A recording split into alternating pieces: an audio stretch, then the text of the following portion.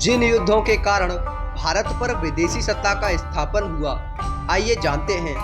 हरियाणा राज्य की भूमि भारतवर्ष में हुए ऐतिहासिक युद्धों के लिए जानी जाती है। हरियाणा राज्य के कुरुक्षेत्र में ही महाभारत जैसे धर्म युद्ध लड़े गए और आज हम बात करने वाले हैं हरियाणा राज्य के पानीपत में हुए तीनों महाभयानक युद्धों के बारे में। इन्हीं युद्धों के कारण दो बड़े साम्राज्य मुगल साम्राज्य तथा ब्रिटिश साम्राज्य का उत्कर्षण हुआ। आइए जानते हैं डिमांडिंग कपिल के साथ इन तीनों महाभयानक युद्धों की पूरी सच्चाई। आज से करीब 500 साल पहले दिल्ली की सत्ता पर इब्राहिम लोदी का कब्जा था। ये वह समय था जब बाबर ने पहली बार भारत में कदम रखा था। बाबर भारत की अन्य सल्तनतों को जीतता हुआ दिल्ली की तरफ बढ़ता हुआ पानीपत के मैदानों में जा खड़ा हुआ। पानीपत का प्रथम युद्ध 21 अप्रैल 1526 को लड़ा गया। यह युद्ध बाबर तथा इब्राहिम लोदी के मध्य लड़ा गया। इस युद्ध में इब्राहिम लोदी की सेना बाबर की सेना से लगभग 4 गुना बड़ी थी, परंतु बाबर की कुशल युद्ध रणनीति तथा तोपखाने की वजह से यह युद्ध मुगलों के पक्ष में रहा। इस युद्ध में इब्राहिम लोदी की अनुमानित सेना 1 लाख से भी अधिक थी। इसके अलावा 300 युद्ध हाथियों के साथ इब्राहिम लोदी ने इस युद्ध को लड़ा और ग्वालियर के कुछ राजपूत राजा भी इस युद्ध में शामिल रहे।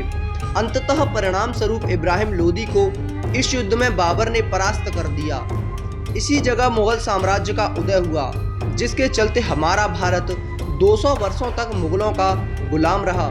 इसी युद्ध के बाद इब्राहिम लोदी की सल्तनत का अंत हुआ और बाबर अपना पैर दिल्ली व आगरा की सत्ता पर जमा चुका था। पानीपत का दूसरा युद्ध 15 नवंबर 1556 को हिंद के सम्राट हेमचंद्र विक्रमादित्य और मुगल सम्राट अकबर के मध्य लड़ा गया। यह युद्ध भी उसी क्षेत्र में लड़ा गया जहां पानीपत का प्रथम युद्ध लड़ा गया था। हेमचंद्र विक्रमादित्य ने अपने पराक्रम से दिल्ली व आगरा की सत्ता को कब्जे में कर लिया था, जिससे अकबर ने गुस्से में आकर युद्ध का आगाज कर दिया और युद्ध का नेतृत्व बैरम खान को सौंपा। जिसके बाद अकबर की सेना ने हेमचंद्र विक्रमादित्य की सेना से लड़ने के लिए दिल्ली की ओर कूच कर दी और 5 नवंबर 1556 को हेमू की सेना का सामना अकबर की सेना से हुआ और यह पानीपत के युद्ध क्षेत्र में हुआ। हेमू की सेना में कुल 1500 हाथी और उत्तम तोपखाने मौजूद थे, जिसके चलते उन्होंने इस युद्ध को अपने पक्ष में लगभग कर ही लिया था। लेकिन इस युद्ध में एक ऐसा पड़ाव आता है जिसके बाद इस युद्ध का रुख पलट जाता है। दरअसल जब हेमचंद्र विक्रमादित्य अपने हाथी पर बैठकर युद्ध लड़ रहे थे, तब मुगलों से एक तीर उनकी आंख में लग जाता है, जिसके चलते वह अपने हाथी से नीचे गिरकर बेहोश हो जाते हैं। जिसके तुरंत बाद मुगलई सेना उनको बंदी बना लेती है और बैरम खान हेमचंद्र विक्रमादित्य की हत्या कर उनका सर आगरा के चौराहे पर लटका देता है। इस युद्ध के बाद मुगलों का वर्चस्व बहुत अच्छा स्थापित हो जाता है, जिसके चलते अगले 300 सालों तक मुगलों का कुशल शासन स्थापन किया जाता है। तृतीय तथा सबसे महाभयानक युद्ध 18वीं सदी की शुरुआत हो चुकी थी। औरंगजेब की मृत्यु के बाद मुगल साम्राज्य कमजोर पड़ने लगा था और दूसरी ओर मराठाओं का भगवा परचम बुलंदियों पर लहरा रहा था। पेशवा बाजीराव के नेतृत्व में राजपूताना मालवा तथा गुजरात के राजा मराठा एक साथ आ मिले थे।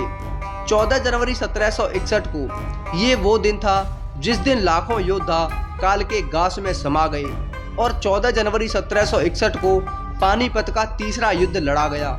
यह युद्ध अहमद शाह अब्दाली तथा मराठाओं के मध्य लड़ा गया।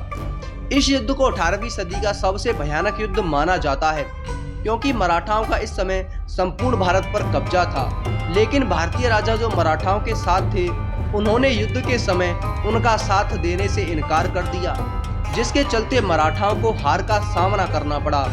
इस युद्ध में लगभग 45,000 मराठा सैनिक मारे गए। पानीपत का यह युद्ध दैवीय प्रकोप के समान था, जिससे मराठाओं के जीवन का अंत कर दिया। यह हार मराठाओं की सबसे बुरी हार मानी जाती है। इस युद्ध में पेशवा के बहावी पुत्र उनकी मृत्यु हो जाती है। इस युद्ध के बाद मराठाओं की संपूर्ण सेना ध्वस्त हो जाती है और मराठाओं का साम्राज्य सत्यापन नहीं हो पाता, जिसके चलते मुगल उन्हें संपूर्ण तरीके से ध्वस्त कर देते हैं और मुगल साम्राज्य की स्थापना होती है। आपका इस बारे में क्या कहना है, हमें कमेंट सेक्शन में ज़रूर बताएं और ऐसे ही इंटरेस्टिंग वीडियोस देखने के लिए हमारे चैनल को सब्सक्राइब जरूर करें। धन्यवाद, जुड़े रहें।